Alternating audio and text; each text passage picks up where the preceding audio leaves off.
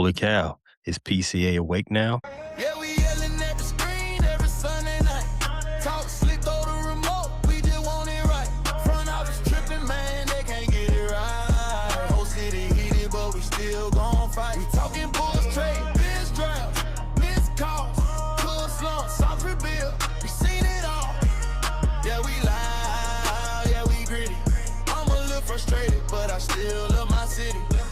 Yeah, north side, south side, west, we united.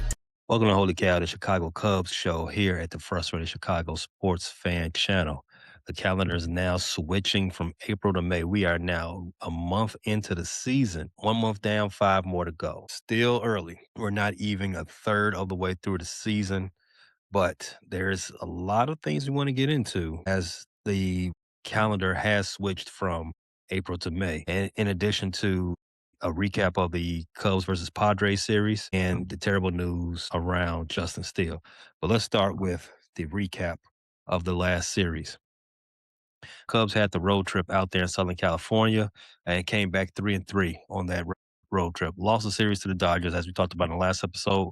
But as I predicted, soothsayer I am, the Cubs did take 2 out of 3 from the San Diego Padres. The Cubs had their work cut out for them against the San Diego Padres. The Padres came into this series with some nice starting pitching for the Cubs to see. Mason Miller, I don't know if you guys have heard, he had a scoreless streak going on. Dating back to last season, he had a scoreless streak of 34 and 2/3 innings. It came to an end in this game. Moises Ballesteros, he had a grand slam. How do you lose a game in which you hit a grand slam? The Cubs did. The bullpen flat out fell on his face. Manny Machado, superstar for the San Diego Padres, he had 3 hits and scored 3 times.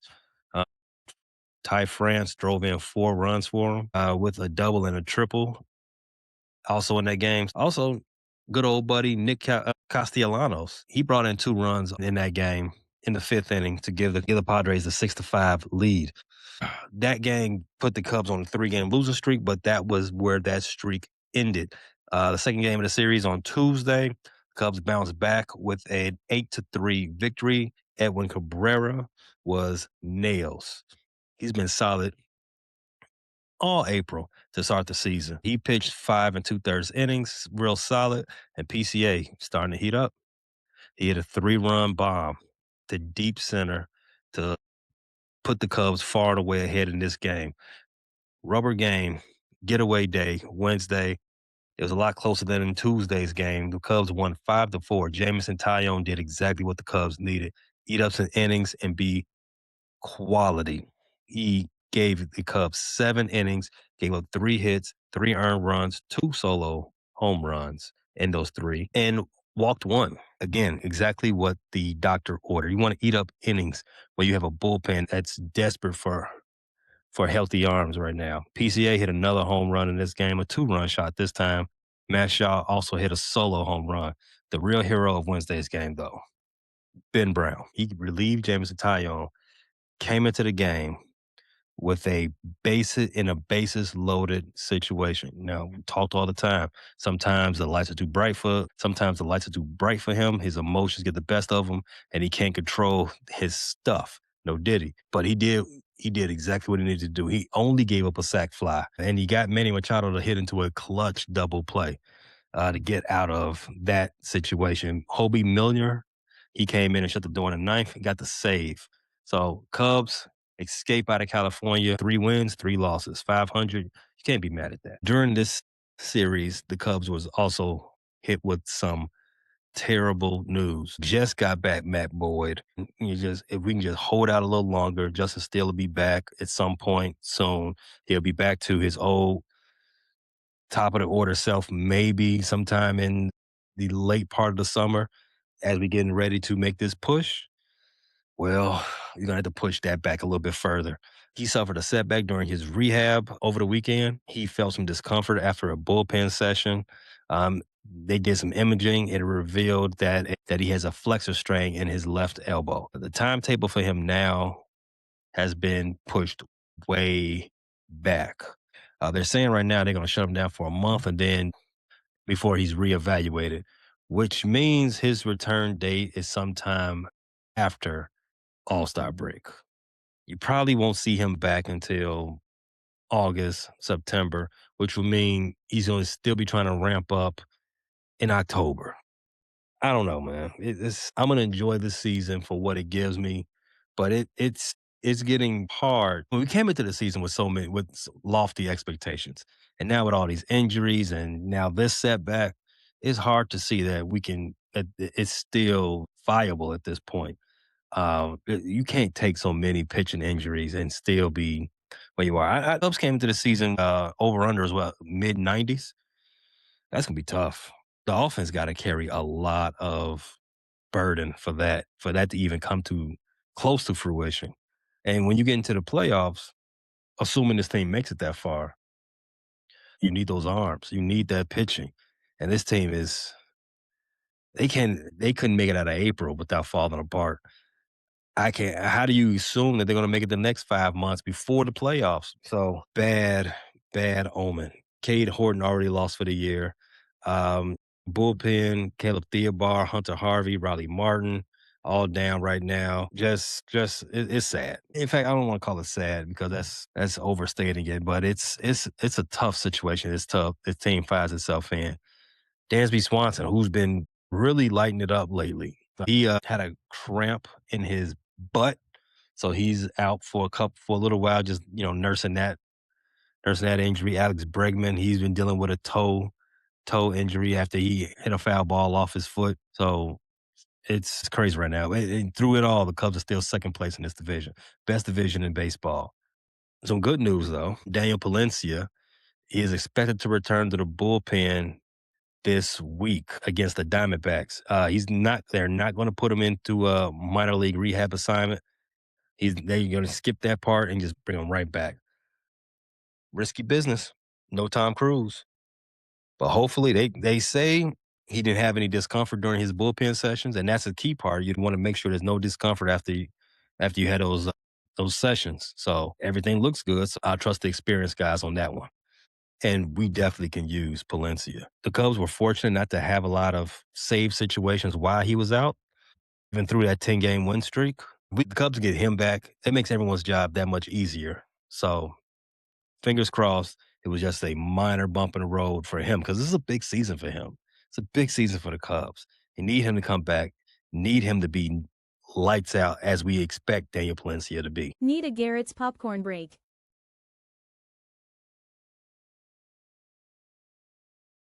Looking past all the Cubs is in the hospital right now. All the Cubs is injured. The Cubs still end April with a 19-12 record. Second place in the NL Central, one game, I think 1 game, 1.5 game behind Cincinnati Reds right now. Best division in baseball. Every team in this division has a better record than the AL Central. Cubs dealing with everything that they've had to deal with this so far in this first month of the season, and still coming out of this month, 19-12. Pat yourself on the back for that. That's some real life resolve. The offensive struggles, the pitching injuries, 19-12. Come on, you gotta like that. And when we look at the best players through April, the offense has carried the load, and that's still, but half of the month, the offense was struggling. Uh, Not this guy, though. Nico Horner was as leading the team. He has a 1.9 WAR coming out of April. He's slashing 291 after a little bit of a downturn. He was hitting over 330. Now he's hitting at 291, 370 on base percentage, slugging 449. Just been super consistent, pacing the team through the ups and the downs of this first month of the season. Peter Armstrong, I said, he's starting to turn it around. Hopefully, this team is so much better when he is a force and not swinging, not flailing away down there in the eighth hole. Um, he exits he exits April with a 1.4 WAR and after raising his on base percentage to 307 and 307. He's tapped back into his power. Last few days, he's got 3 home runs. So hopefully he can get Started seeing a trend. The Cubs' next series, and which we'll talk about a little bit later, against the Arizona Diamondbacks. The Diamondbacks are bottom half in the National League as far as ERA for their pitchers, and they've given up the third most home runs. So PCA opportunity to get on the road before for that big series against Cincinnati next weekend. Ian Happ, team leader in home runs. He has a 1.1 WAR, and Seiya Suzuki one. He has a 1 WAR with a 328 in batting 328. That is crazy for Seiya Suzuki. He keeps that up. He keeps that up easily. His best season as far as from a batting average perspective. He's usually around 260, 270 on a good day. But 328, he's had a good month since he got back, since he got in the swing of things coming back from that injury. Like to see that. See ball, hit ball. But the guy I think who's swinging the best bat on this team, outside of Nico, the rookie, Moises, Big Mo, .9 WAR, and that's mostly because he's basically a part-time player because Craig barely lets him hit against left-handed pitchers. He has a 338 batting average. His on-base percentage is 392, and he's slugging 620, leading the Cubs in that department. And he's also leading the Cubs in OPS at 1.012. Is a natural hitter. And when he comes to the plate, it's just a fun thing to watch because he just rocks shit every time. On the mound, Shota Imanaga, he had a good run of like 3 straight really, really good starts. He has a 0.6 WAR, 3.15 ERA to lead the squad in that perspective. Ben Brown, 0.4 WAR, 1.99 as a coming out of the pen as a stretch reliever. He's been real solid. He's had his ups and he's had some hiccups, but he's been real solid right now. And we desperately need solid coming out of the bullpen. He has been an absolute lifesaver for that depleted bullpen and pitching staff. But I mean, it's been great. Eric Cabrera, he's got a .3 WAR. He's got with a 3.06 ERA, 29 strikeouts. He's 3-0 on the season so far. Obi Milner, same WAR, .3. ERA is 2.40, 5 strikeouts on the season. So a lot of guys stepping up to the challenge right now for the Cubs while everybody else is on the mend. There are some guys we're still waiting on. Michael Bush, you all knew that name's coming up. He's been the coldest bat in the lineup all month. He's hitting 193, .193. I didn't know numbers go that low. He has a negative .1 WAR. Can't get much worse for Michael Bush right now. But if PCA is PCA is turning around at some point, and Dansby Swanson starting to swing, be a little consistent and knock extra base hits, get on base a lot.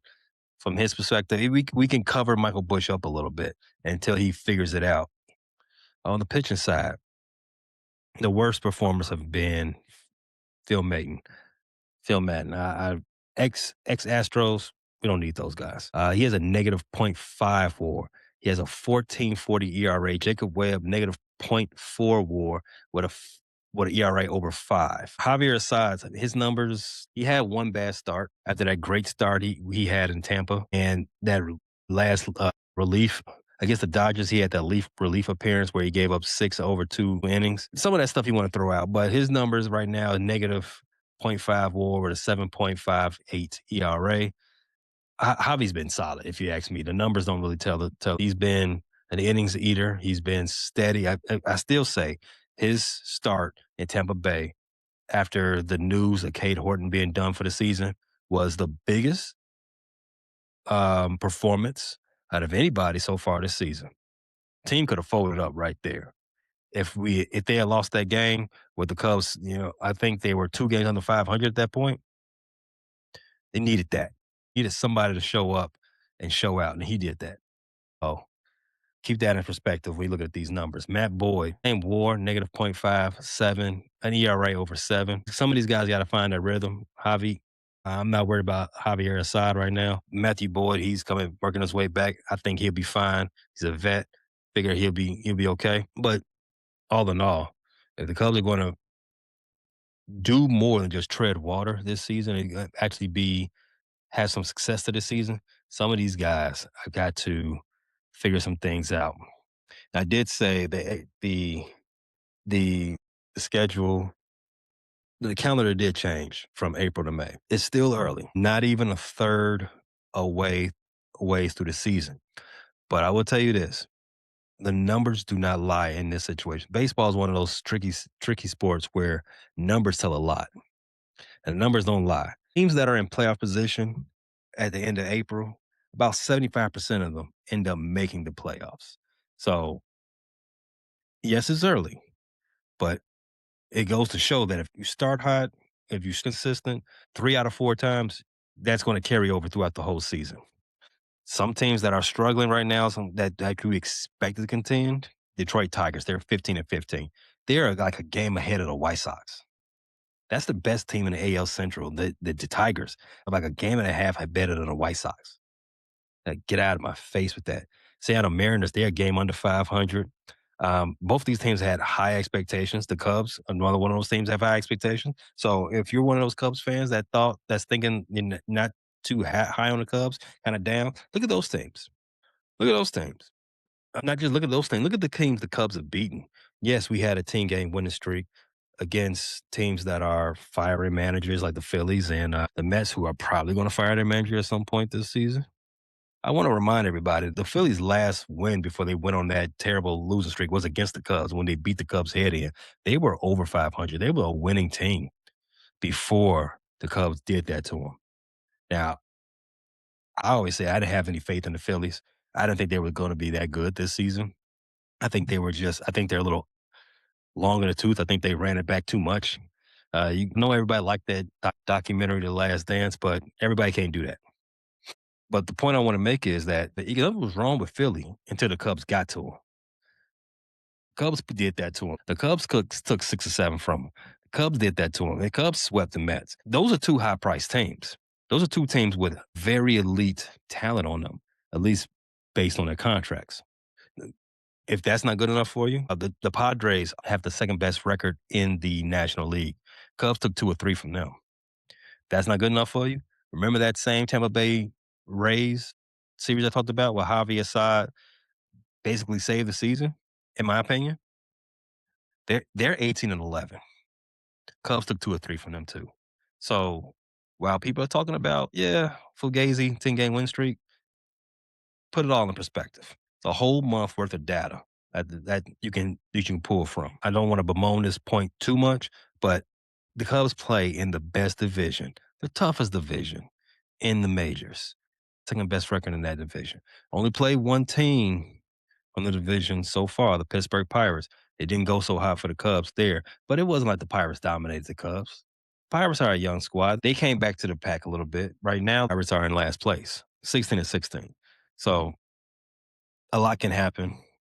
A lot can change over the course of a month. And over the course of the month, the Cubs are 19-12. Now, I did say the Pirates were the only team the Cubs have played so far from the NL Central. That changes very fast if you look at our upcoming schedule. Cubs are off on Thursday, last day of the month, starting May with the Arizona Diamondbacks at Wrigley. I already talked about the Diamondbacks have one of the worst pitching staffs so far this season as it relates to giving up home runs and team ERA. It's an opportunity for the bats to get moving against them. Uh, After that 3-game set, though, it gets this is where the fun starts. The Cincinnati Marge Shots come to Wrigley for a 4-game series. Ellie De La Cruz has been, as expected, again by me, first episode of this season. I said, hey, it's not a terrible bet to go ahead and put that Ellie De La Cruz MVP futures in. I, I know something's got to happen to Otani. Maybe he spends some time in the IL. Maybe he forgets to be on Otani for about a month or two. Or maybe Cash Patel finally decides to arrest him on gambling charges. I don't know. I don't know. But it wasn't the worst call to say, hey, Ellie De La Cruz, the pitching staff's kind of kind of young. They don't have Hunter Green. So if they're going to do anything, it's going to be an offensive led squad. They do play in a very good offensive run producing ballpark. And now he's got that backup of Eugenio Suarez in the lineup. You know, it wasn't difficult to see that. Just saying. But he's been playing outside of his mind right now. He's coming to Wrigley Field. Him and the Cincinnati Marge shots. He's got 26 runs scored on 34 hits, 10 home runs, and 24 RBIs. He's batting 283. His on base percentage is 358, and he's slugging 575, just under 1,000. He's lighting it up. He's De La Cruz is leading the charge as when the Cincinnati Marge shots come into Wrigley for a 4-game set starting Monday, May 4th. No Star Wars puns. I don't want to hear it. I know they're doing some type of giveaway at the Wrigley for May the 4th, and I don't know, some type of I don't know what kind of bobblehead they're giving away, but all that stuff lame. It's going to be fun. It's going to be a fun weekend of baseball. We will be back to talk about to recap the series against the Diamondbacks. Hopefully, the Cubs take 2 out of 3 from them as well and continue the good strides and go into this big series against the Cincinnati Reds with momentum. As always, fly to W. Appreciate you tapping into this latest episode from the Frustrated Chicago Sports Fan channel. Don't matter if you was watching on YouTube or listening on Spotify or Apple. Make sure you like, subscribe, share with everybody on the block, and hit the notification bell so you never miss none of our daily drops. And to all the guys from the Shy, we say 3 things. Bear down, fly to W, and sell the team, Jerry.